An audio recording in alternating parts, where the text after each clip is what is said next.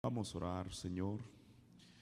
En esta noche, Padre, nos presentamos ante tu presencia, Señor, para pedir tu ayuda, Señor Jesús, tu inspiración y tu unción, Señor, para hablar estas palabras, las cuales confiamos, Señor, que sean de beneficio y bendición para tu pueblo, Señor.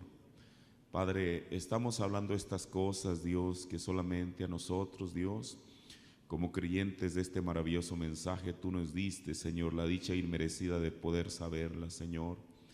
Padre, estas palabras, Dios, que confirman aquello que fue dicho por tu siervo sobre la profecía de este gran terremoto, Señor.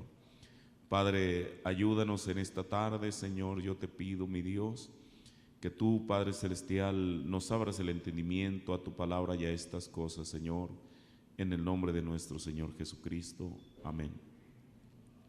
Dios bendiga a cada uno de ustedes. Les saludo en el nombre todo suficiente de nuestro Señor Jesucristo. Y les voy a pedir que abramos nuestras Biblias, la misma escritura que leímos anoche, en el libro de Apocalipsis, el capítulo 16, el versos 17 al 19. En esta noche, mire, es la primera vez que yo hago esto hasta donde recuerdo. Por la naturaleza del tema que comenzamos a hablar anoche acerca de la profecía del gran terremoto, en esta noche no va a ser en sí una predicación, sino más bien voy a estar tomando los eventos que rodearon después de salida esta profecía y lo que finalmente la ciencia ha comprobado.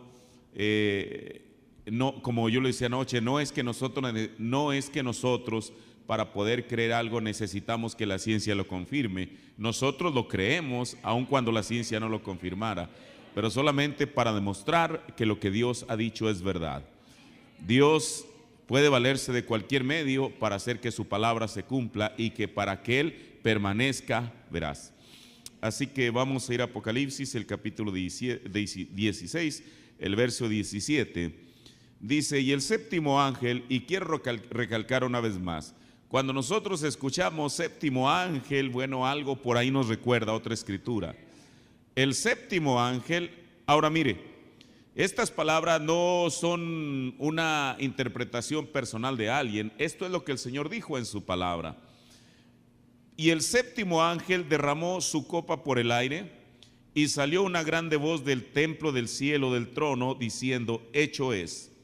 Entonces fueron hechos relámpagos y voces y truenos, y hubo un gran temblor de tierra. Decíamos anoche que en la Biblia la palabra gran temblor aparece como unas 4 veces, y esta sería la quinta, pero yo quiero que note que aquí se hace una diferencia entre las demás.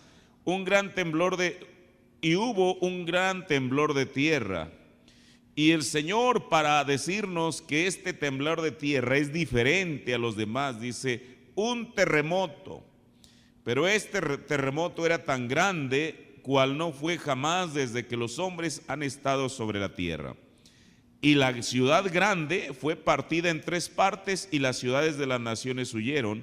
Y la grande Babilonia vino en memoria delante de Dios para darle el cáliz del vino del furor de su ira. Y toda isla huyó, y los montes no fueron hallados. Amén. Tome su lugar.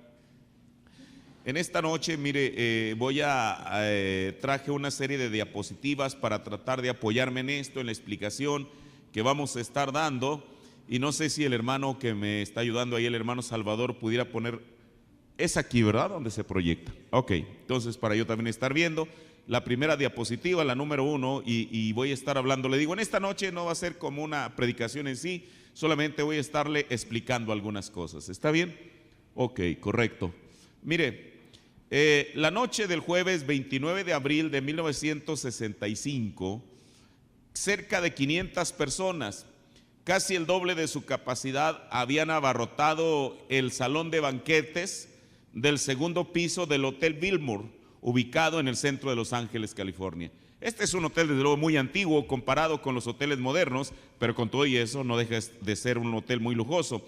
Entonces, dentro de este hotel hay un salón de banquetes, no sé si puede poner la siguiente diapositiva, y en ese salón de banquetes, ahí está, Imagínese usted la capacidad de él. Había el 29 de abril de 1965, había casi 500 personas.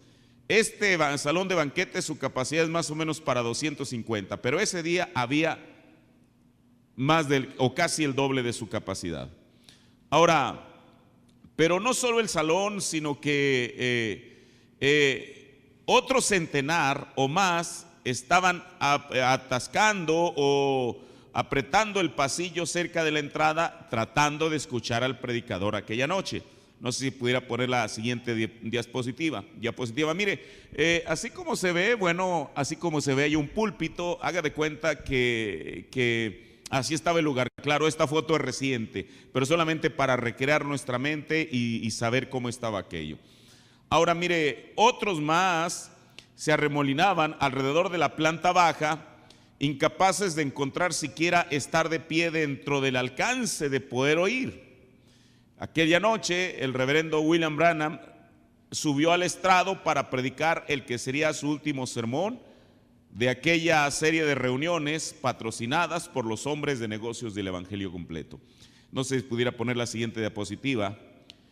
Earl Williams, él todavía vive, él vive en Phoenix, no sé si algunos de ustedes lo conocen. Earl Williams, que era hijo de Carl Williams, el presidente de los hombres de negocios del Evangelio completo en el Cabildo de Phoenix, él estuvo presente en esa ocasión, el día que el profeta predicó escogiendo novia, y él dice, esta fuente, mire, cada una de las informaciones que le voy a dar está documentada, de tal manera que usted pueda tener la certeza que esto, es verdad. En un libro que se llama Generación, publicado hará unos 10 años atrás por la hermana Angela Smith, dice el hermano Williams, el hermano que está ahí, dice: recuerdo la noche que el hermano Branham predicó escogiendo una novia. Él había sido llevado al Auditorio Embassy antes de la convención y él predicó varios cultos allí. Entonces fue allá en el Billboard y predicó, o fue allá al Billboard y predicó 2 o 3 veces allí. Entonces esa noche, y uno sabe que la unción estaba sobre él esa noche, tuvo que sacar algo de él para pararse y predicar como él lo hizo a aquellas personas. Uno se da cuenta de eso tan solo al escuchar la cinta, pero había un bastante cercano flujo continuo de personas saliendo por la puerta trasera y negando con la cabeza mientras él estaba predicando. O sea, nosotros escuchamos la cinta, escuchamos el sermón, pero como no había video en aquel tiempo, no sabemos qué es lo que estaba aconteciendo allí en el auditorio. Pero hay hermanos que estuvieron allí y que nos pueden decir. Dice, y negando con la cabeza mientras él estaba predicando, el que un varón se parara y se mantuviera exponiendo la palabra allí, predicando aquel mensaje, pues sencillamente se requiere un varón especial, con una determinación especial, un vaso especial que haga eso. El hermano Billy, o sea Billy Paul, el hermano Billy vino por allí hacia mí en el auditorio durante el culto y me pidió si yo podría ayudarle a sacar a su papá hacia el automóvil al final del culto. Yo me puse muy feliz de hacer eso. El hermano Billy Paul lo sacó de la plataforma y lo tomó por un brazo y yo lo tomé por el otro. La cabeza del hermano Branham estaba apenas inclinada hacia atrás, como un hombre que estaba parado de pies. Él no estaba arrastrando los pies, pero así como él estaba así como que él estaba en otra dimensión, él se volteó hacia el hermano Billy Paul y le dijo: Paul, ¿qué les dije yo a esas personas? Yo no vine aquí para hacer ruin con ellos. Estaba a media cuadra de la vagoneta que ellos estaban manejando. Lo pusimos en el automóvil y yo cerré la puerta. El hermano Billy Paul se metió para manejar y el hermano Branham bajó el vidrio de su automóvil y dijo: hermano Earl, dígale a Demos que le diga a esas personas allá adentro que más les valiera que se arrepientan. Cuando regresé, el auditorio estaba completamente lleno de personas puestas de rodillas. Una gran cantidad de personas se habían marchado mientras él estaba predicando. Ellos sencillamente no pudieron manejar el que aquel mensaje fuera tan firme. Lo que me impresionó fue la razón que él estuviese allí en primer lugar. Mire, esto que le voy a leer, poco se sabe. realmente el hermano Branham no estaba supuesto a predicar ese sermón, pero Dios acomoda todas las cosas para que eso fuera dicho ahí. Dice el hermano Earl, dice, lo que me impresionó fue la razón que él estuviese allí en primer lugar. Él no estaba programado para predicar aquella noche. Él había sido programado para predicar aquella mañana o el día anterior, y él había cumplido aquel programa. Pero cuando él terminó, la gente comenzó a abandonar la convención, de modo que los hombres de negocios se reunieron y pensaron que tenían que hacer algo o perderían su multitud. Decidieron que si retenían al hermano Branham para esta noche, podrían conservar la multitud. Así que fueron y le pidieron si él podía predicar aquella noche. Él consintió en hacerlo muy cortésmente, y ahí es cuando predicó escogiendo una novia. La siguiente diapositiva. Bueno, pero ¿qué fue? ¿Qué fue lo que dijo el hermano Branham que produjo aquella reacción de la gente que se estaba saliendo del auditorio? ¿Qué fue lo que les molestó? Mire, al final del sermón, si usted lo escucha en la cinta, el tono de voz del hermano Branham cambia y finaliza con una reprensión, pero no solo con una reprensión, sino con una advertencia. Y le voy a leer de Escogiendo una novia, párrafo 2:24 al 2:28. Dice el hermano Branham, antes de dar la profecía, esto es lo inmediato que él dice antes de dar la profecía. Dice, hombre, deténgase por un momento, fíjese en los credos a los que sirve, fíjese en su iglesia, cuadra todo perfectamente con la palabra de Dios, ha cumplido usted todo requisito. Dirá, yo soy un hombre bueno, también lo fue Nicodemo y también los demás, eran muy finos, ve, eso no tiene nada que ver con ello. Y mujeres, quiero que se miren en el espejo y fíjense en lo que Dios requiere que haga una mujer, y mírense en el espejo de Dios, no en el espejo de su iglesia, pero en el espejo de Dios, y vean si su vida califica como novia espiritual de Jesucristo. Pero no solamente, no para allí, sino que él ahora les habla a los ministros. Dice, ministros, piénsenlo también. ¿Está usted buscando la vía corta para no herir los sentimientos de alguien más adelante? ¿Haría usted eso si no fuera si lo expulsaran de la iglesia? Si usted, mi querido hermano, se está sintiendo así, permítame advertirle en el nombre de Jesucristo, huya de eso ahora mismo. Y ahora con las mujeres. Y señora, si usted no puede cuadrar con los requisitos de una cristiana, no como una cristiana nominal, pero en su corazón y su vida estar ajustada exactamente como el certificado de matrimonio de Dios dice que tiene que ser, y miembro de iglesia. Si su iglesia no es así y no cuadra con los requisitos de Dios, de su palabra, sálgase de ahí y métase en Cristo. Esa es una advertencia solemne. Ahora, después de esto, inmediatamente lo que sigue fue la porción que leímos anoche de la profecía de los ángeles. O sea, este es el antecedente. Ante aquello que él había dicho, esto tenía que provocar una reacción en las personas que se enteraron de aquel evento. Pero mire, aquí hay algo más que va junto con esto, que va asociado con esto, y es la profecía del gran terremoto y la muerte de Florence Shakeren. Bueno, ¿quién es ella? Permítame decir esto, si puede poner la siguiente diapositiva. En esta diapositiva, Demo Shakeren es el que está a mi lado izquierdo, el primero está Demo Shakeren, luego el hermano Branham, luego Arganbright. Florence Shakeren era hermana del presidente de los hombres cristianos de negocios de California, Demo Shakeren, el que está a la izquierda, quien a su vez era un amigo personal del hermano Branham.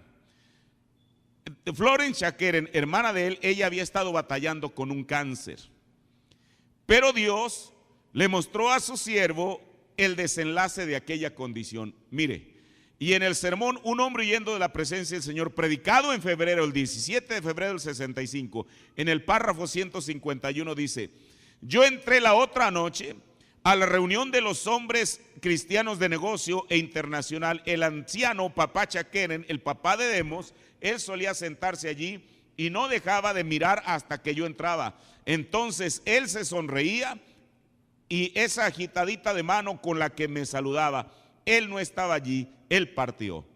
Luego tuve que ir a esa familia con así dice el Señor, su hija se va a morir también, Florence. Yo la vi en una visión, la vi partir y sé que ella va a partir. Y yo dije, oren, solo oren. Ustedes saben, hay un profeta, a un profeta se le dijo en una ocasión que fuera a decirle a un rey que pusiera su casa en orden, y él oró y él le perdonó la vida 15 años más. Yo dije, oren.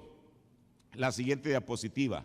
Ahora, el hermano Perrin, que aparece ahí con el hermano Branham, él estuvo también presente en esa ocasión que el profeta predica escogiendo una novia. Y en los Hechos del Profeta él dice, el 29 de abril de 1965, el siguiente eslabón en la cadena de profecías fue forjado mientras el hermano Branham estaba predicando en Los Ángeles. Antes de su mensaje esa mañana, una muy querida amiga, la hermana Florence Chakeren, había cantado una alabanza en su inimitable estilo. La hermana Florence había estado enferma por largo tiempo y pocos meses antes el hermano Demon Chakeren había pedido al hermano Branham que orara por su hermana, quien se estaba muriendo de cáncer. En ese tiempo, el hermano Branham había dado una palabra del Señor concerniente a la hermana Chakeren. Él le dijo a Demos que ella no moriría ese entonces, pero que ella moriría antes de la venida del Señor, que sucedería entre las 2 y las 3 alguna mañana, y que él había mirado muerta. El canto de la hermana Florence esa mañana trajo una unción especial, pues ella podía cantar como un ruiseñor. El himno fue una tremenda bendición y la congregación se conmovió profundamente. Si puede poner la siguiente diapositiva. Al final del canto, el hermano Branham, sentado en la plataforma junto a Carl Williams, que es él, codeó al hermano Carl y dijo, ¿escuchas eso? Y el hermano Carl le preguntó a qué se refería. Y el hermano Branham contestó, ella está subiendo por las escalinatas de oro, ¿puedes oírla? Al mismo tiempo, un hombre se levantó y trajo uno de esos poderosos y escalofriantes mensajes en lenguas que a menudo son dados en congregaciones pentecostales. Uno casi podía sentir la unción de las palabras que este hombre trajo, tan potente y con tal autoridad que la interpretación vino inmediatamente desde el otro lado del auditorio. Oh hija de Sión, no temas, no te preocupes, porque vivirás para ver la venida del Señor. El profeta ya había dicho que la mujer se iba a morir. Y una persona en lenguas diciendo lo contrario. Dice el hermano Billy Paul en la audiencia estaba profundamente turbado, pues él sabía que este mensaje contradecía a lo que el hermano Branham había recibido de parte del Señor. El mensaje vino con tal fuerza y tal unción, mas aún así él sabía que el ángel del Señor nunca le había fallado al hermano Branham. La siguiente diapositiva. Esta mujercita que está ahí, ella es Florence Chakeren. Esto, el profeta en febrero dijo que él les había dicho que iba a morir. Cuando él predica escogiendo una novia, la mujer pasa a cantar. Hay un hombre en la congregación que habla en lenguas, otro interpreta y dice que ella iba a vivir para ver la venida del Señor. Pero no fue así. El hermano Branham está en Phoenix, Arizona, el 11 de septiembre, el sábado 11 de septiembre de 1965, y casi para entrar al púlpito, un hermano le informa que Florence había fallecido. Él llama a Los Ángeles y pregunta que a qué hora fue. Y le dijeron que había sido entre 2 y 3 de la mañana, exactamente como él lo había visto.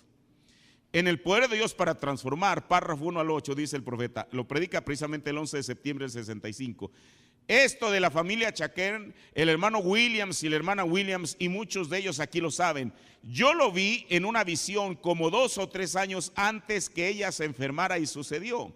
Y el año pasado, cuando estuvimos aquí, creo que fue en enero, en la convención, fue la ocasión cuando ese sacerdote, ¿cuál es su nombre? Olvido su nombre en estos momentos, estaba aquí y alguien dice Stanley, el obispo Stanley de la Iglesia Católica. ¿Recuerdan ustedes cuando él me pasó la Biblia? Ustedes saben, y lo que me dijo, varios profetizaban, hija mía, tú estás sana.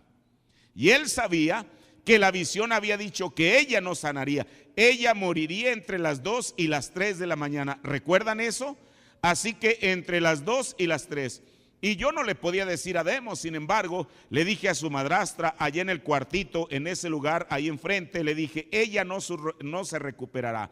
La señora Chakeren dijo, bueno, todos están profetizando. Yo dije, por supuesto, yo pudiera estar errado, pero lo dije, ella no se recuperará. Yo les dije a muchos de ellos hace como 3 años, la vi a ella corriendo por su vida y cayó en una cama. Y ella levantó las manos y me llamó gritando estando allí y yo no podía alcanzarla. Entonces la vi morir y miré y ahí había algo, era un reloj y decía como entre las 2 y las 3. Entonces el obispo dijo, bueno, yo solo voy a estar pendiente y ver cómo es que se cumple. Así que eso se cumplió, en realidad lo sentimos. Yo siento que la iglesia ha perdido una gran persona, a la hermana Florence Chakeren, pero ella era una gran cantante, ella era una mujer llena del Espíritu. Ahora, la siguiente diapositiva. Después de haber predicado el sermón de escogiendo una novia, el hermano Branham y su hijo Billy Paul estaban caminando por el centro de Los Ángeles, California. Y se detuvieron en la intersección de las esquinas de las calles Broadway y Octava de Los Ángeles, frente al edificio de la tienda departamental Compañía May, que es ese. Y le preguntó, ahora esa foto no es de los años 60, esa foto es de 1989, por eso los automóviles se ven distintos, pero esa era la misma compañía. Hoy en día esa compañía ya no existe, ahí está otro negocio ahí en Los Ángeles. Pero entonces, dice el hermano Peregrino en los Hechos del Profeta, dice que el hermano Branham iba con Billy Paul y el hermano Billy Paul por una parte había escuchado lo que su padre había dicho y por otra parte había escuchado también lo que aquel mensaje en lenguas había dicho. Y él estaba de alguna manera turbado. Y entonces su papá le dice, Billy Paul, ¿qué te pasa? Y él dijo, nada, papá. Ahora el hermano Branham lo conocía lo suficiente y le vuelve a preguntar, ¿qué es lo que te pasa? Y entonces él dice, nada, papá. Y entonces le dijo, ¿qué te pasa? ¿Qué te pasa, Paul? Dijo, la mujer que dijo, o el hombre que dijo aquello en lenguas. Y entonces mire, el profeta, sin tratar, escuche, sin él tratar de decir, pero es que a mí el Señor me dijo, él le pregunta, estando frente a esa tienda, Billy, ¿en dónde estás parado? En el centro de Los Ángeles, respondió Billy Paul. ¿En dónde estás parado?, inquirió el profeta. El hermano Billy, esto lo dice en los Hechos del Profeta. El hermano Billy Paul, este testimonio lo ha contado vez tras vez, y él dice que el hermano Branham, cuando le dice, ¿dónde estás parado?, le dijo, en el centro de Los Ángeles. Y que el hermano Branham le dijo, sé más específico. Más bien, le dijo, ¿dónde estás parado? Bueno, estoy en Los Ángeles, California. Le dijo, sé más específico. Bueno, estoy parado en el centro de Los Ángeles. Y entonces el hermano Branham le vuelve a decir, sé más específico. Dijo, bueno, estoy parado en Los Ángeles, en el centro, frente a la compañía May. Y aquí dice, esto es lo que dice el hermano Peregrine. Dice, enfrente de la compañía May, en el centro de Los Ángeles, respondió Billy. En esto el hermano Branham hizo una declaración profética. Billy, dijo él, quizá yo no esté aquí, pero tú no serás un anciano cuando tiburones nadarán aquí en donde estamos parados. Y sigue diciendo el hermano Green. El hermano Branham predicó su último mensaje en California el 7 de diciembre de 1965 en Covina. En su mensaje liderazgo dijo que él no sabía si regresaría otra vez a California. Esa noche terminó su sermón. Hizo algo que ninguno de los que le seguimos de cerca le habíamos oído o visto hacer antes. Usualmente, al dejar su iglesia en Jeffersonville, él hubiera cantado el canto hasta que nos encontremos. Esa noche en Covina, California, él terminó su porción del servicio por primera vez fuera de su iglesia en Jeffersonville con el canto hasta que nos encontremos a los pies de Jesús. No sé si pudiera poner otra vez la siguiente diapositiva, o más bien la que sigue. Y ahí está el hermano Carl Williams, y dice el hermano Peregrine, yo estaba sentado en la mesa principal con el hermano Carl y yo le miré mientras caminaba a la orilla de la plataforma con Billy. Se retiró de Billy, regresó a la plataforma y mientras cantaba el canto, él le dijo adiós con su mano. Esto es algo que nunca le había visto hacer antes y nunca lo vi hacer otra vez. Al mirar esto, yo le toqué el codo al hermano Carl Williams y dije: hermano Carl, ¿le está diciendo adiós a California? Y él jamás regresó. Ahora, al hablar de esta profecía, esto tuvo que causar algunas reacciones a favor o en contra. Veamos aquellos que prestaron atención a lo que el hermano Branham dijo. Como era de esperarse, al ser William Branham uno de los ministros más influyentes de los Estados Unidos en los años 40, 50 y 60, no podía pasar inadvertida su profecía, y hubo todo tipo de reacciones, tanto de seguidores de su ministerio como de los detractores. ¿Qué hicieron los seguidores? La siguiente diapositiva.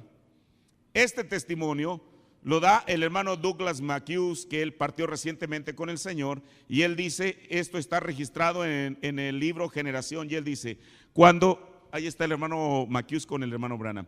Cuando el hermano Branham predicó escogiendo una novia en abril de 1965, yo no logré asistir. Yo estaba administrando una compañía constructora y tuve que trabajar. Pero mi esposa y la hermana Helen Borders volaron hacia Los Ángeles para oírle. Cuando regresaron me dijeron lo que él había dicho. Pronto comencé a oír de otros quienes o habían estado allí o se les había dicho acerca del terremoto y el juicio. Las personas realmente estaban perturbadas. Tomé el teléfono y le llamé al hermano Billy Paul en Tucson y le pregunté si era posible que yo hablara con el hermano Branham. Me dijo que no estaba en casa, pero que él haría que me llamara. El hermano Branham me llamó esa noche como a las 10 en punto. Le dije, la razón que llamé fue por el mensaje que usted habló acerca del hundimiento de Los Ángeles. La gente regresó y están un poquito preocupados, realmente no sé qué decirles. Ahora, ¿a qué gente se refería? En aquel tiempo, el hermano Douglas McHugh, según me dijo en una plática que yo tuve con él hace algunos años, él era pastor en una iglesia allá en San José, California. Dice, no sé qué decirles. Él dijo, hermano Doug, yo no sé respecto allá mismo donde usted vive, o sea, respecto a San José. Si yo tuviera a alguien en Los Ángeles, yo lo sacaría de allí, pero donde vive usted, no sé. El Señor no me mostró nada respecto allá. Usted tan solo dígale a la iglesia que permanezcan como están, y si el Señor me muestra algo o me da una visión o me habla al respecto, yo le llamaré y le haré saber. Dice, yo estaba recibiendo las cintas del hermano Branham desde el principio y yo estaba oyéndole decir, California, estás condenada. Cuando esto suceda, va a hundirse hasta el mar Saltón. Yo le oí hablar acerca de todas esas cosas y me dije a mí mismo, él me está hablando a mí en esas cintas, no necesito que él me lo diga otra vez por teléfono. De modo que decidimos que nos iríamos. No era porque yo tuviera miedo de un terremoto, habíamos estado en terremoto durante años y años, pero yo no quería desobedecer a un profeta. Yo hice el anuncio de en venta para la casa, le dije a mi esposa que yo iba a renunciar a la iglesia y dejar mi trabajo. Nos habíamos decidido. La siguiente diapositiva, ahí está el hermano Branham con el hermano Roy Borders. Esto que le voy a leer lo voy a tomar de un panfletito que sacaron en Jeffersonville hace algunos años que se llama Lifeline, o sea, línea de vida. Dice, en noviembre de 1965, el reverendo McHugh junto con el fallecido Roy Borders y otros dos hermanos que vivían en California en aquel entonces fueron privilegiados de casar con el hermano Branham en Colorado. Aquella primera noche, el profeta comenzó a platicar con ellos tocante a cómo el pecado había comenzado en el este, buscando la vía hacia la costa occidental, y cómo es que el evangelio también había venido del oriente al occidente. Repentinamente, él cambió abruptamente su tono de voz y dijo, ustedes hermanos que viven en California, escuche, él no está diciendo ustedes que viven en Los Ángeles. Él dice, ustedes hermanos que viven en California, pero más bien en la parte norte del estado, específicamente en San José. Perdón, voy a volver a leer. Repentinamente él cambió abruptamente su tono de voz y dijo: ustedes, hermanos que viven en California, sálganse de allí tan rápido como puedan. Poco después del primero del año, el hermano McHugh y el hermano Borders huyeron de California con sus familias. Es importante notar que ninguno de estos hermanos vivían en Los Ángeles o en el sur de California, pero más bien en la parte norte del estado, específicamente en San José. Y sin embargo, el profeta les dijo que se salieran rápidamente de California. Ya no importó el precio de sus propiedades. Lo que les importó entonces era que obedecieran las palabras del profeta de Dios, vendiendo sus casas al precio que pudieron. Huyeron de California en febrero de 1966, pero no todos los que huyeron o supieron de la profecía asumieron la misma actitud. ¿Por qué? De la gente que estaba ahí mismo, ya no los creyentes, sino el otro grupo. Mire la reacción que ellos tuvieron. En los Hechos del Profeta, el hermano Peregrine dice: un líder denominacional pentecostal conocido mundialmente, perdón, aquí era la diapositiva, la que sigue del hermano Peregrine, ok. Un líder denominacional conocido mundialmente se precipita ciegamente enseguida en una carta que dice: con razón Dios tuvo que llevarse al hermano Branham de la escena. Cualquiera que predijera la destrucción de Los Ángeles con 420,000 creyentes llenos del Espíritu Santo en la ciudad, Dios ciertamente condenaría al hombre por hacer tal juicio. Otro evangelista conocido internacionalmente que escribe en su periódico concerniente a estas predicciones de terremotos, que no encontró tales cosas en la Escritura y que él creía que estas fueron solo acontecimientos los cuales continuarían, pero que no tenían absolutamente ningún significado para el pueblo de Dios. Esto es lo que hay alrededor después de que salió la profecía. Ahora vamos a entrar a algo más. Mire, estoy viendo el tiempo y voy a prácticamente ya no explicar, solamente leyendo. Ojalá y usted pueda retener esto que le voy a decir, porque ahorita ahí en este momento entramos con la siguiente diapositiva para ver que la ciencia confirma las palabras de un profeta.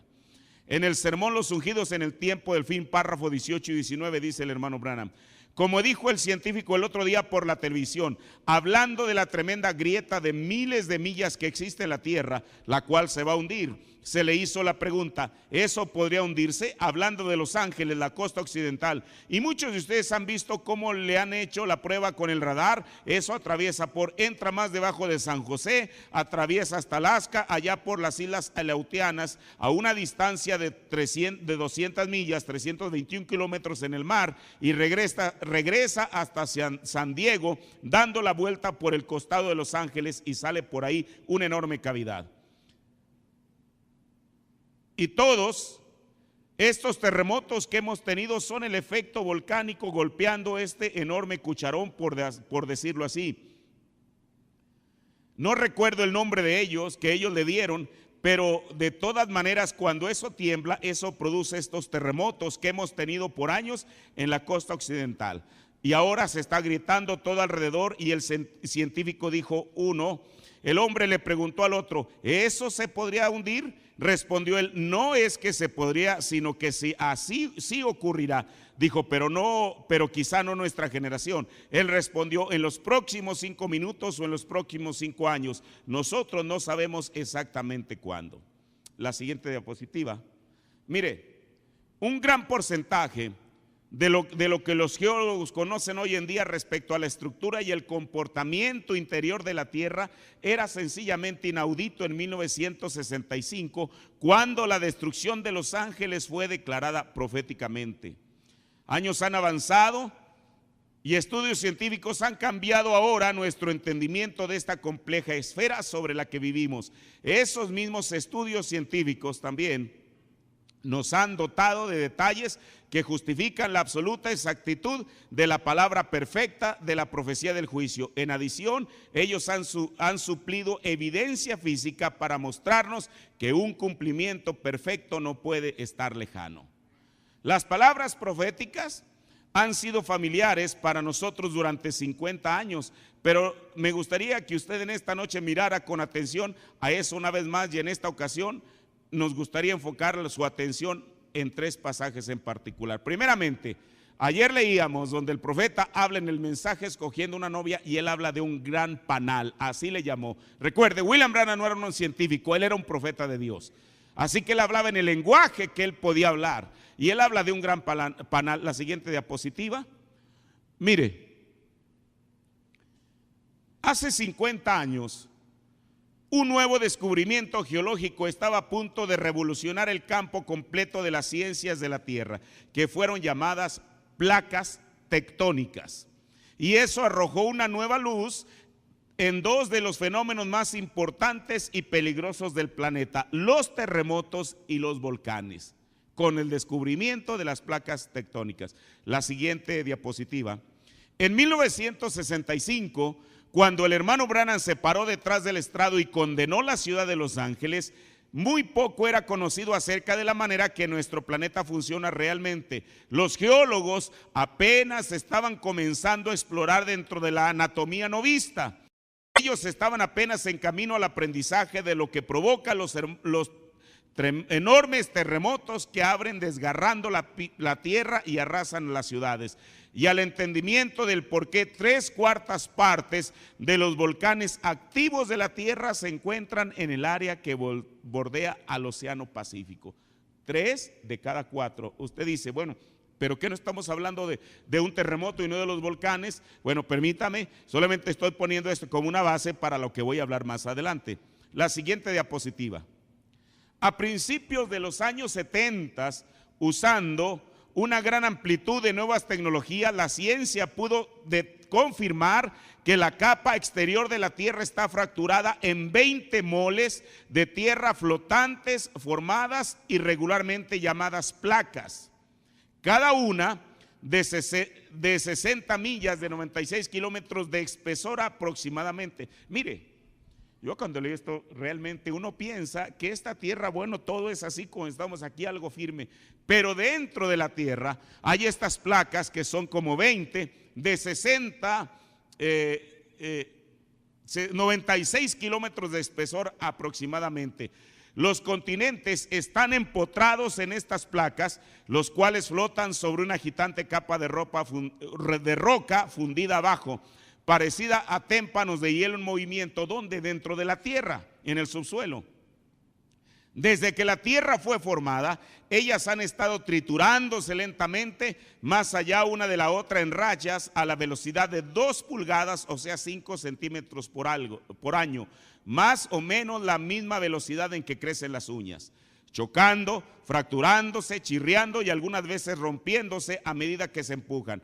En este movimiento entre las placas que arruga la corteza de la tierra en elevadas montañas y amplios valles, también enciende volcanes y genera terremotos. La siguiente diapositiva. Frecuentemente los ásperos bordes de las placas se traban, lo que provoca que lentamente se acumule la presión. Esta tensión se puede liberar gradualmente por resultados de terremotos de pequeños a medios, bajo 8 en la escala de magnitud del momento. Son provocados en una sola sacudida desastrosa. Las grandes fracturas o fallas que definen la corteza de la tierra son meramente las manifestaciones superficiales de las placas tectónicas convergentes. El siguiente diapositiva. En California es el movimiento de deslizamiento oblicuo entre dos de estas grandes placas mientras se mueven en direcciones opuestas, llamadas una falla de desgarre, que desencadenan millares de temblores y réplicas cada año. La bien conocida falla de San Andrés, la cual recorre a través de la longitud del estado Dorado como una cicatriz quirúrgica fruncida, cortando un pedazo de 750 millas, o sea 1.200 kilómetros, de la densamente poblada costa de la superficie norteamericana. Es la falla más larga y más peligrosa de la nación. La siguiente diapositiva. Ahora, la de San Andrés ha sido el foco de atención durante muchos años. Y los sismólogos están descubriendo constantemente evidencia para demostrar que ella es mucho más compleja de lo que indican sus características de la superficie, especialmente en el área en torno a Los Ángeles. Aquí la sección sureña de la falla toma una desviación de aproximadamente 100 millas, o sea 161 kilómetros hacia el oeste, a medida que rodea los bordes de la ciudad de Los Ángeles. Es una desviación que provoca que las placas del Pacífico y norteamericanas choquen una dentro de la otra con suficiente fuerza para torcer y estrechar los bordes y las placas, formando así las cadenas montañosas escénicas del área más y más altas. Al mismo tiempo, la presión tan enorme contra la placa dio origen también a una red de fallas más pequeñas, cada una capaz de crear su propia devastación. A ver si aquí puede cambiar la diapositiva. Mire, en agosto de 1992, inmediatamente después que un temblor de magnitud de 7.5 grados sacudió la ciudad de Landers, apenas al oriente de Palm Springs, la revista Time dio esta descripción. Aquí es donde voy a citar algunas revistas. La lucha de las placas ha creado numerosas líneas o fallas a lo largo de la de San Andrés, dándole a la región la apariencia de un parabrisas estrellado.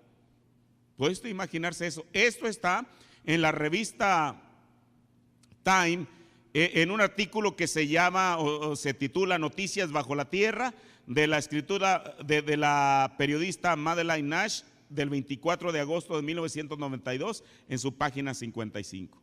La siguiente diapositiva.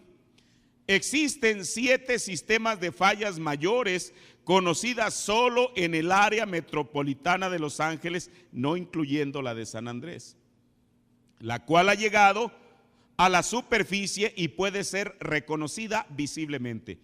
La siguiente diapositiva. Sin embargo, existe otro tipo de falla que plantea un peligro particular para la ciudad, que fue ignorada virtualmente por los sismólogos hasta los años 80. Esa es la falla de deslizamiento oculto, la cual es una falla que no rompe la superficie del suelo, sino que crea una distorsión más sutil del terreno que los geólogos llaman una escarpa. Las fallas de deslizamiento son también diferentes en que están tan inclinadas que su posición debajo de la superficie es horizontal más que vertical. Esto lo dice en el libro La Tierra en Agitación, Terremotos, Volcanes y su impacto sobre la humanidad, en la página 123. Creando un panal dimensional del sistema de falla oculto, una de las más de 50 tan recientemente reconocidas fallas de deslizamiento oculto. La zona de Parques Elíseos corre directamente debajo de los rascacielos y entre cruzamiento de las autopistas del centro de la ciudad de Los Ángeles. Esto está en el libro Viviendo con las fallas de California, del autor Rick Gore, que apareció este artículo en National Geographic el 4 de abril del 95 en la página 22.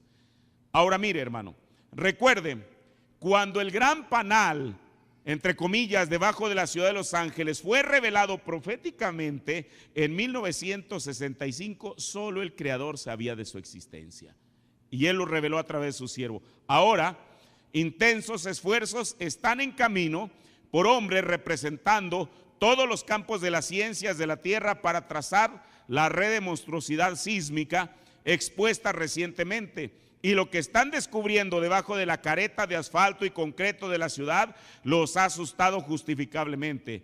El profesor Keith C. del Laboratorio Sismológico de Caltech señala: antes pensábamos que el principal peligro para Los Ángeles era un grande originándose en la falla de San Andrés, la cual corre por lo menos 300 millas, la cual corre por lo menos 300 millas, o mejor 30 millas, o sea 48 kilómetros dentro de la ciudad. Pero la de San Andrés ya no es el único origen para uno grande. Ahora tenemos al enemigo justo debajo de la ciudad, así como sus linderos. Esto lo dice una vez más en el artículo Viviendo con las fallas de la revista National Geographic de abril del 95, en su párrafo 22, página 22. En realidad, lo que ya sabemos es lo que ni siquiera es la mitad de ello. Ahora el profeta, en el sermón Escogiendo una novia, dice: esta barra de arena colgando sobre eso. La siguiente diapositiva.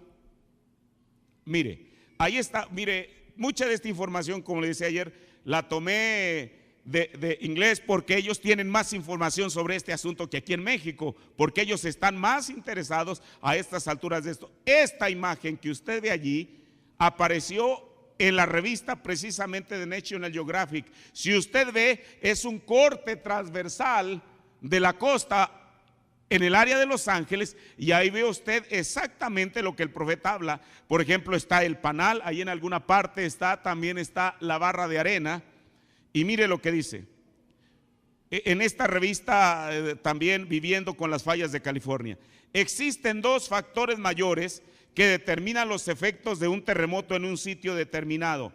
Estos dos efectos mayores: el primero es la distancia del sitio desde el epicentro. Usted sabe que el epicentro es el punto donde golpea el terremoto. De ahí se va, como si fueran pequeñas olas, se va extendiendo hasta alcanzar lo que es alcanzable. Entonces, estos dos efectos mayores determinan el efecto de un terremoto, o de estos dos factores de un terremoto en un sitio determinado. Primero, la distancia del sitio desde el epicentro. Y la segunda cosa es la roca o la densidad del suelo del área, o sea, cómo está el subsuelo. En ambas categorías, el área de Los Ángeles, al sur de California, al oeste de las montañas de San Gabriel, tiene todos los componentes necesarios para producir un evento de terremoto de escenario del peor de los casos, altamente destructivo. Mire, a medida que es descubierta cada nueva falla de deslizamiento oculto, ella hizo otra bandera roja para los teólogos, para los geólogos. Hay fallas desconocidas recónditas, esto lo estoy citando del libro una vez más, Viviendo con las fallas de California, la página 11. Hay fallas desconocidas recónditas por todas partes debajo de Los Ángeles. Ellos reportaron en 1965, poco después del temblor de Northridge, que cobró 33 vidas y costó $20 millones de valor en el año a las propiedades. Sabemos que tan solo, y dice esta revista, sabemos que tan solo uno de esos puede crear un temblor de magnitud 6.7. ¿Qué tal si dos o más comienzan juntos? Ahora, la magnitud de un terremoto depende de la longitud de la ruptura de la falla. Por ejemplo, en el terremoto de San Francisco de 1906 de 7.7 grados, el mayor que alguna vez azotó el estado, un segmento de 270 millas de 434 kilómetros de la placa del Pacífico saltó 21 pies, 6.40 metros en unos cuantos segundos. Los geólogos saben ahora que una ruptura a lo largo de tan solo una parte de una falla puede también desencadenar un terremoto junto con los segmentos colindantes, al saltar literalmente de falla en falla. Mire, como hemos estado viendo, antes todo el mundo le tenía la vista puesta a la falla de San Andrés, que ciertamente pasa por un lado de Los Ángeles, pero resulta que esa parte está como cuando se estrella un parabrisas, que hay muchas líneas que van allí. Entonces, por eso, de ahí tiene razón esto que le estoy diciendo. Los geólogos ahora saben que una ruptura a lo largo de tan solo una parte de una falla puede también desencadenar terremotos junto con los segmentos colindantes al saltar literalmente de falla a falla. Eso significa que si uno está sobre una de las líneas de la falla afectada, uno podría estar a millas del epicentro, sin embargo todavía estar encima del temblor. Esto lo dice también en este artículo, Viviendo con las fallas de California, en la página 13. Semejante reacción en cadena a lo largo de la estructura de la falla conocida debajo de la metrópoli de Los Ángeles crearía un terremoto de magnitud inimaginable. Pero aún si la red de fallas debajo de Los Ángeles no condena a la ciudad, entonces la composición del suelo que crea la estructura de panal más seguramente se encargará de eso. Porque ya vemos que esos son los dos factores: la distancia del epicentro y la física del suelo.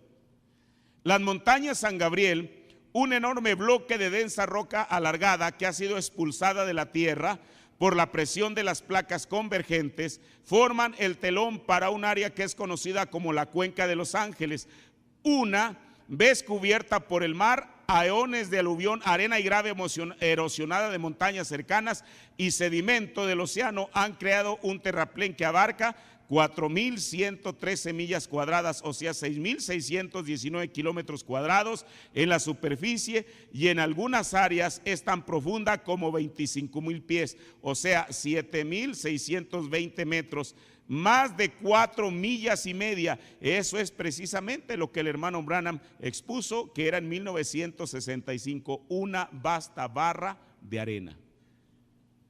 Ahora, estas colinas de Hollywood, desde donde es visible el letrero de Hollywood, todos quizá lo hemos visto, ¿verdad? Cómo es que hay una colina, están unas letras enormes que dicen Hollywood, se elevan a solo unos pocos de centenares de pies arriba del famoso Boulevard Hollywood. Pero el geólogo en terremotos Jim Dolan nos da la descripción de la señal. Si uno removiera estos sedimentos y se parara en el fondo de la cuenca, se miraría como mirar a los Himalayas. No sé si esto nos da una idea de lo que esta persona está diciendo.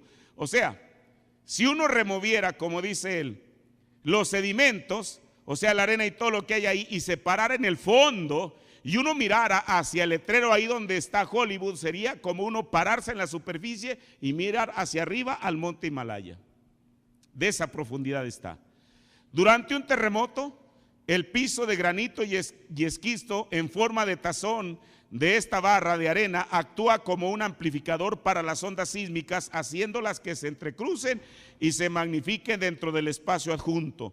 Entonces se crea una dosis doble o triple de energía sísmica, cuando a su turno desencadena otro fenómeno de terremoto llamado licuefacción, un término geológico usado cuando un suelo sólido se convierte en algo como arena movediza.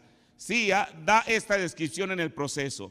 Si arena húmeda está a solo unos cuantos pies debajo de la superficie, cuando el terreno está sujeto a sacudimientos severos, la presión hidrostática, o sea la presión del agua, en la capa arenosa se eleva a un punto que los granos de arena se separan el uno del otro y la capa completa se convierte en algo parecido a la mezcla de arena movediza, un proceso llamado licuefacción. La caída en el terreno que ocurre inevitablemente no es un proceso gradual, sino una caída súbita, o sea, de repente. Esto está en el libro La Tierra en Agitación, Terremotos, Volcanes y su impacto sobre la humanidad, publicado en 1998 en la página 23. Ahora, hermano, la licuefacción no es una teoría, es una realidad. Efectos idénticos a aquellos apenas descritos han sido advertidos en terremotos del pasado que ocurrieron en cuencas sedimentarias anchas. Los geólogos creen que estos ejemplos siguientes pudieran ser análogos a un futuro temblor de gran magnitud en la cuenca de Los Ángeles.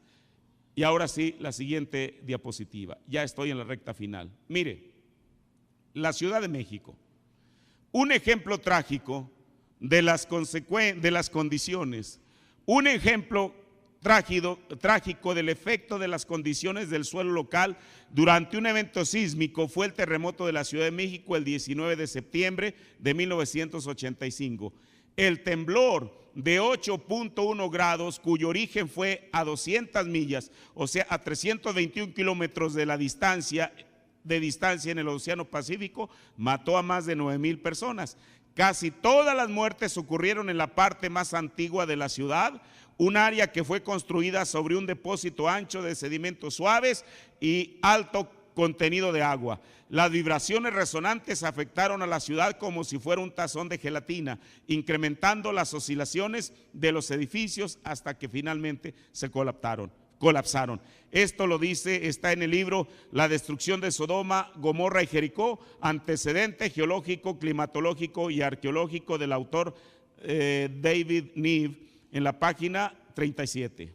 La siguiente diapositiva. Alaska.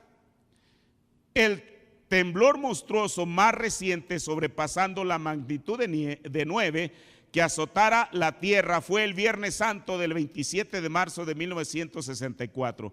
Es un terremoto con el que la mayoría de nosotros estamos familiarizados, porque el profeta habló de él. 4 minutos de intenso sacudimiento licuaron el aluvión subyacente, el cual provocó derrumbamientos masivos mientras la superficie se rompía y se deslizaba hacia el océano. La mayoría de las 115 víctimas fueron afectadas por los tsunamis, o sea, marejadas. Las convulsiones emanadas de esta falla tuvo tal poder que provocó que el suelo aumentara por encima de las 2 pulgadas, 5 centímetros, mientras corría inadvertido a través de Chicago, Boston y otras ciudades de los Estados Unidos. Incluso después de cruzar el globo, las vibraciones seguían teniendo suficiente fuerza para derramar los niveles de agua en pozos sudafricanos. El hermano Branham dice: en Cristo identificado a todas las edades, dice, y ahora descubrimos que hubo otro terremoto que azotó a esta, no a las otras naciones. Esta nación sacudió al mundo entero. Jesús fue oficialmente expulsado. La siguiente diapositiva. Sodoma y Gomorra. Sodoma y Gomorra, este es otro evento con el cual la mayoría de nosotros estamos familiarizados, aun cuando quizá nunca lo hayamos asociado con un terremoto. Sin embargo, algunos científicos ahora están descubriendo evidencias para mostrar que un gran terremoto azotó las llanuras en el extremo sur del Mar Muerto en el año 4000 a.C. aproximadamente, dentro del plazo de tiempo para la destrucción de Sodoma y Gomorra. La cuenca sedimentaria en la cual las ciudades de la llanura estaban localizadas es notablemente familiar a la cuenca de Los Ángeles, e inclusive una pequeña cantidad de actividad sísmica en una superficie tan inestable sería capaz de crear la destrucción de la que se habla en Génesis 19:25, y destruyó las ciudades y toda aquella llanura con todos los moradores de aquellas ciudades. La siguiente diapositiva. Bolsas de gas, petróleo y asfalto pueden ser encontradas bajo la roca y cama de suelo en aquella área. Y una ruptura en el sistema de falla local seguramente podría haber producido nubes de humo negro, el cual haría llover azufre y sulfuro de hidrógeno. La lluvia radioactiva ardiente de dióxido de azufre y sulfato de hidrógeno habría matado a toda la gente, animales y vegetación en el área. En su libro La destrucción de Sodoma y Gomorra, los científicos, después de 30 años de investigación científica, ahora están dispuestos a admitir que la destrucción de Sodoma y Gomorra como un evento sobrenatural no debería de ser desestimado como una historia ficticia exagerada.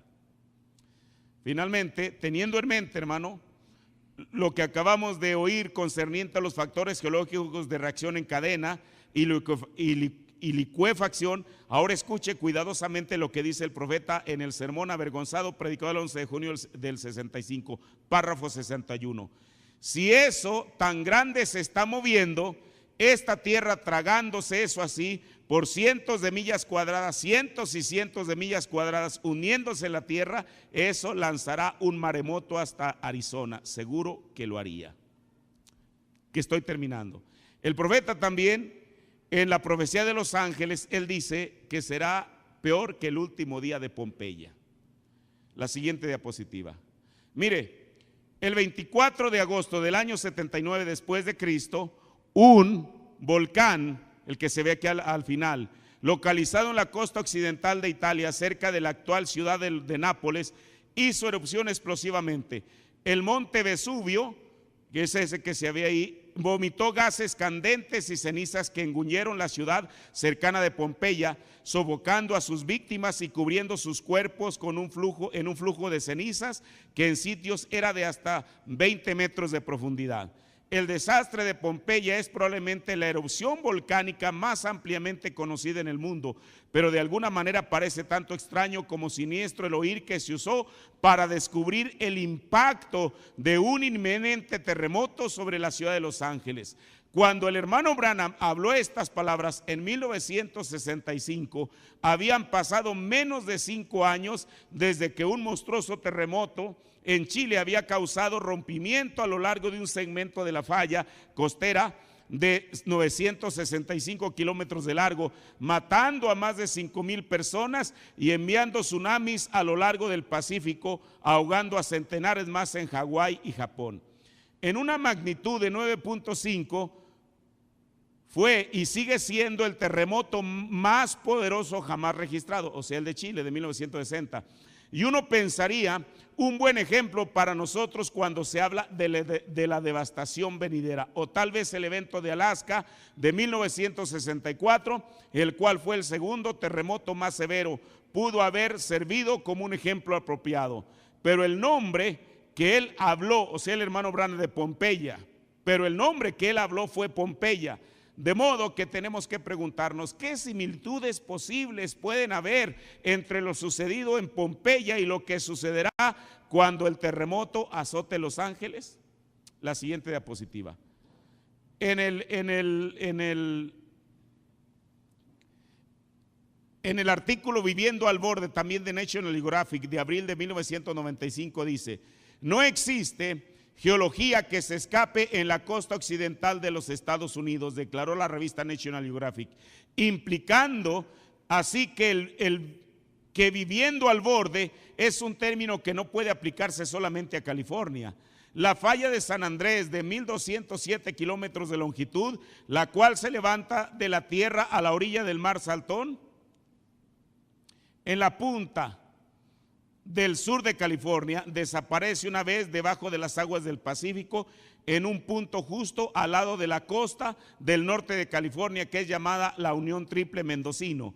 Ahí es que la placa del Pacífico y la placa norteamericana se unen por un cuarto cuerpo tectónico más pequeño, la Gorda.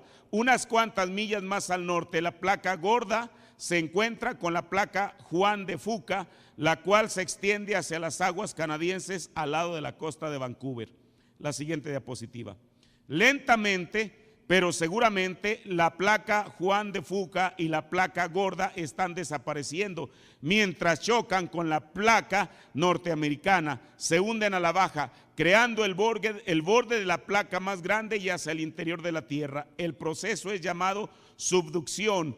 Y la falla a lo largo de las placas tectónicas donde está ocurriendo es llamada una zona de subducción. La siguiente diapositiva. Hasta recientemente, los científicos creían que en esta zona de subducción, en particular la Cascadia, estaba inactiva, pero ahora los investigadores están encontrando evidencia que demuestra lo contrario. En el Pacífico norponiente, el ángulo de descenso de la losa del océano es bastante gradual, de modo que para cuando esté a 128 kilómetros aproximadamente por debajo de la superficie, ha recorrido aproximadamente de 241 a 321 kilómetros adentro de la costanera. A la profundidad, la roca se ha calentado a más de 1000 grados Celsius y comienza a liberar vapor y otros compuestos volátiles que se elevan hasta la corteza de la tierra, provocando que partes del manto y la corteza se fundan. La magma es entonces almacenada en cámaras de magma, enormes embalses que están formando aproximadamente la misma distancia de la costa mientras la placa de subducción se ha desplazado. Esa es la razón que los volcanes cascadianos están localizados tan lejos tierra adentro. Esto lo dice en el libro La Tierra en Agitación, Terremotos y Volcanes y su impacto sobre la humanidad, la página 32 y 33. Y en la superficie de la Tierra, arriba de las cámaras de magma, está una fila de volcanes activos. La siguiente diapositiva. Interesantemente, todos los volcanes importantes de cascada, incluyendo Lassen, Sacha, Hood, Adams, Rainer, Baker y luego hasta el Santa Elena, son un tipo de volcán llamados estratovolcanes, lo cual significa volcanes en capas, empinados y accidentados. Son famosos por erupciones espectaculares verticales, las cuales llevan piedra pómez, ceniza y gases calientes millas adentro de la estratosfera, algunas veces hasta altitudes de 30.480 metros o más. El volcán más conocido del mundo, el mencionado previamente, el monte Vesubio, es también un estratovolcán.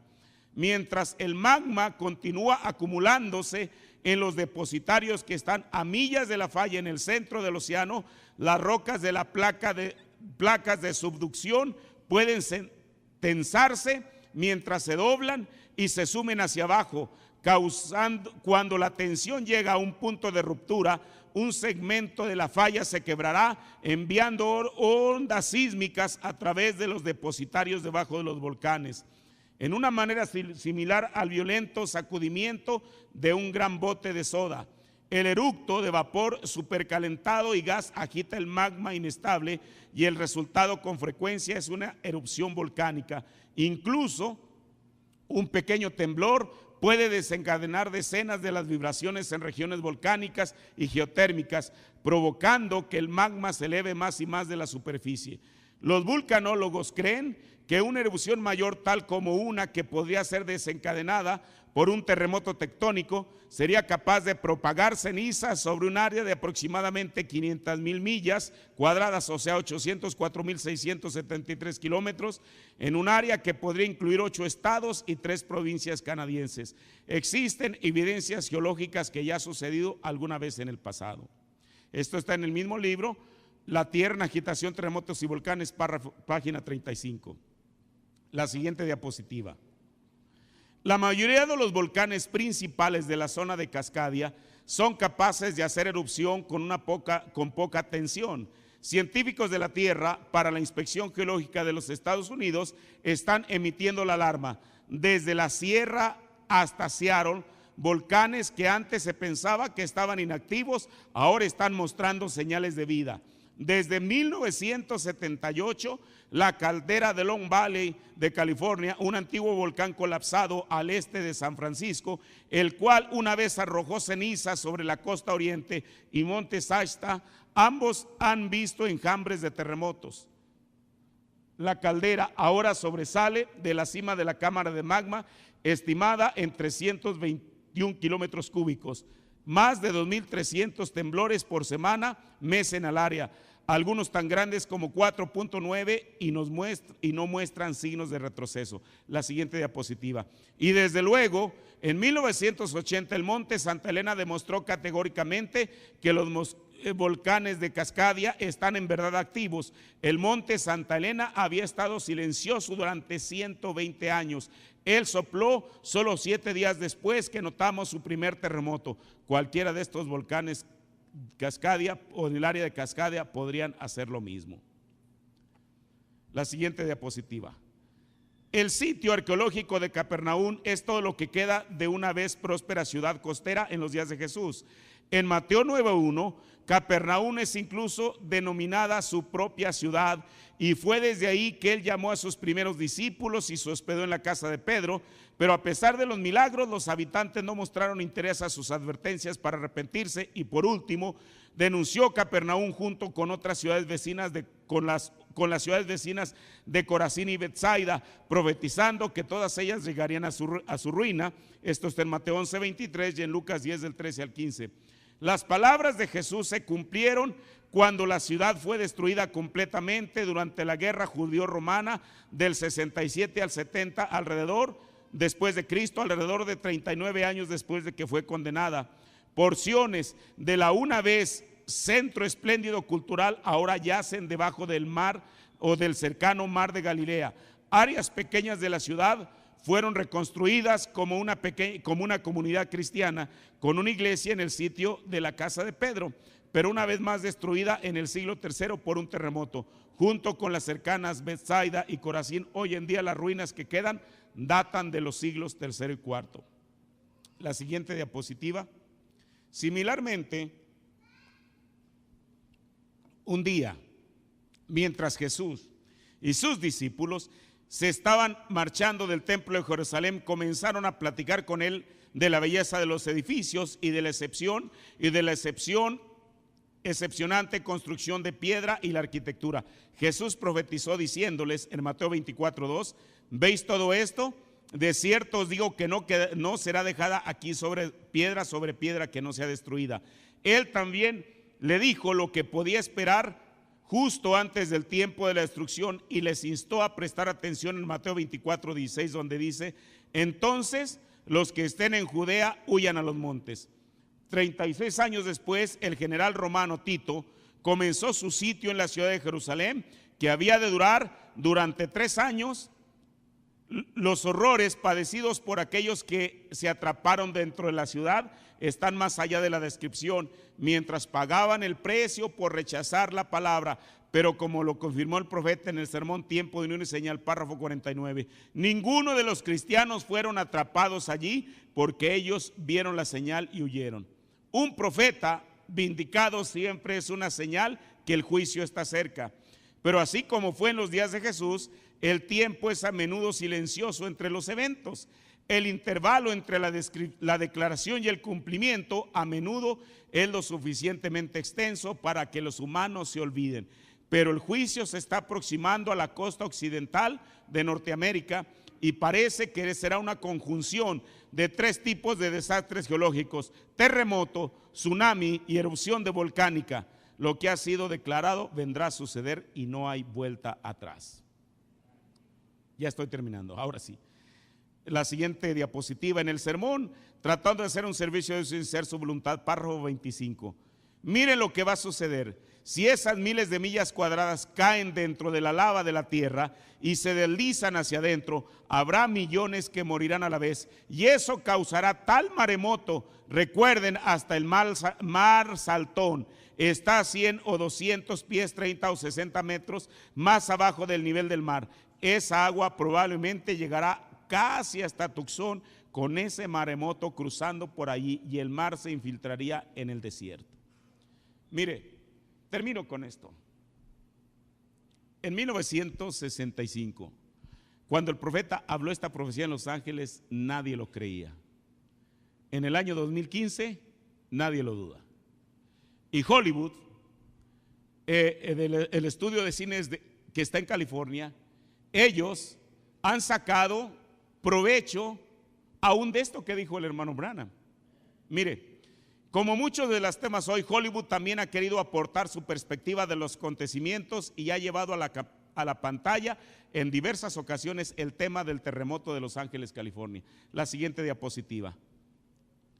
Terremoto es una película estadounidense estrenada en Estados Unidos el 15 de noviembre de 1974, o sea, 9 años después que el profeta habló estas cosas, de género catastrófico. Logró gran éxito de taquilla, resultante de la moda de cine de catástrofes de la década de los años 70, en la que un gran reparto plagado de estrellas se debatía en situaciones entre la vida y la muerte. ¿Y sabe usted cuál es el actor principal de esta película? Charlton Heston, el que fue el personaje de Moisés en los 10 mandamientos. El argumento gira en torno a un catastrófico terremoto que destruye la mayor parte de la ciudad de Los Ángeles, California, llegando a uno de 9.9 en la escala Richter. Su eslogan es, como ahí se ve, un evento. La siguiente diapositiva.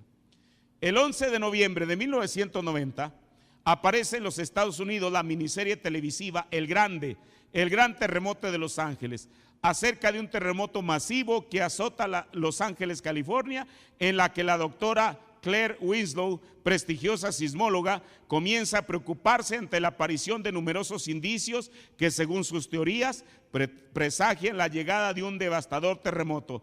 Claire se verá así atrapada en un terrible dilema, ya que de saberse la noticia, el pánico que provocaría en la población sería tan peligroso como el terremoto en sí. La siguiente diapositiva. 2012. La película hace una referencia breve al mayismo, el calendario de la cuenta larga mesoamericano, y el fenómeno 2012 en su representación de eventos cataclísmicos desarrollándose en el año 2012. Por causa del bombardeo a la llamada zona solar del núcleo de la Tierra, comienza a calentarse a una proporción sin precedentes, provocando el desplazamiento de la corteza. Esto tiene como resultado un ataque violento de escenarios del evento del día del juicio final, hundiendo al mundo en un caos que va desde Los Ángeles cayendo dentro del Océano Pacífico, la erupción de la caldera del Parque Nacional Yellowstone, terremotos cataclísmicos causando estragos en todo el mundo y mega tsunamis agitándose por toda la tierra. La película se cierra en torno a un elenco de personajes a medida que por poco escapan de las múltiples catástrofes en su esfuerzo por llegar a los buques en el Himalaya, junto con científicos y gobiernos del mundo, quienes están tratando de salvar tantas vidas como puedan antes que sobrevenga el desastre. Y como bien lo dice la película, fuimos advertidos, pero no por Hollywood, hermano, sino por un profeta de Dios que vino para prevenirnos de este desastre, ya que paradójicamente todas las películas fueron hechas después que el hermano Branham pronunció su profecía. La siguiente diapositiva. Finalmente, una vez más Hollywood está sacando provecho de la futura catástrofe de California y ahora enfoca sus cámaras en la parte más vulnerable de la profecía de William Branham, la falla de San Andrés. Esta película se estrenó el 29 de mayo del año 2015 y su eslogan es: ¿dónde estarás? ¿Con quién estarás? Ahora, todo esto tiene que ver con California, con los Estados Unidos. Mire, fui muy rápido porque por sí, mire, casi es 1 hora y media que hablando. Espero que no, espero que usted haya entendido esto, pero termino. ¿Y México en todo esto qué papel juega? Usted dice, nada, eso es en California. La última diapositiva. Ahí está. La falla de San Andrés, pero ya no viéndola en territorio norteamericano, sino en territorio que nosotros, por ser vecinos de los Estados Unidos, ahí va la falla. Mire, yo no voy a decir nada porque tampoco voy a especular con cosas, pero solamente en mí hay una pregunta. ¿Usted cree que la falla de San Andrés, cuando toda esa parte se vaya al océano del mar, cree usted que terminará a la línea divisoria de la frontera, o más bien, cree usted que respetará la línea divisoria que divide a los Estados Unidos con México? Ahí está, puestos de pie. Le leo el último en Obras es la fe expresada en el párrafo 63 del profeta: y ustedes vigilen, el agua se extenderá hasta el mar Saltón, Los Ángeles está condenada a juicio. Yo les digo antes que suceda, para que sepan cuando suceda. Yo no pronuncié eso de mi propia cuenta, y él nunca me ha dicho algo que no haya sucedido, y ustedes son testigos de esto, ¿correcto? ¿Cuándo? Yo no sé. Oremos. Señor, Padre, en esta tarde, Señor, hemos tratado de hablar, Señor Jesús, de estas cosas, Señor. Fui demasiado rápido por causa del tiempo, Señor. Padre, yo te ruego, Dios, que de todo esto que tomamos de esas revistas y libros publicados en los Estados Unidos, Señor, hayamos podido entender algo, y aún si no lo entendimos a cabalidad, todo eso lo único que nos muestra es la verdad de lo que fue dicho por tu siervo, Señor. Padre, la ciencia lo confirma cuando él habla del panal, de la barra de arena, de cada una de esas cosas, Señor. Ahí está, Señor Jesús. Padre, y por último, Señor, ¿cómo es que aún el cine, Señor Jesús, ha aprovechado esa circunstancia para ellos obtener alguna ganancia, Señor?